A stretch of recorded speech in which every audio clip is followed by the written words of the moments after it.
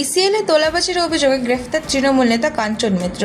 অন্ডালে ইসিএলে কয়লা বন্টন প্রক্রিয়ার তোলাবাজির অভিযোগে পুলিশের জালে তৃণমূল নেতা। গ্রেফতার করা হয়েছে অন্ডালের প্রাক্তন তৃণমূল ব্লক সভাপতি কাঞ্চন মিত্রকে। তার সাথে আরও একজনকে আটক করেছে পুলিশ। অভিযোগ, কয়লা বন্টনের নামে দীর্ঘদিন ধরে বেআইনি টাকা তোলা চলছিল। গোপন সূত্রে খবর পেয়ে অভিযোগ চালায় পুলিশ। এরপরই অন্ডাল এলাকা থেকে গ্রেফতার করা হয় অভিযুক্তদের। ঘটনায় ব্যাপক চাঞ্চল্য ছড়িয়েছে রাজনৈতিক মহলে।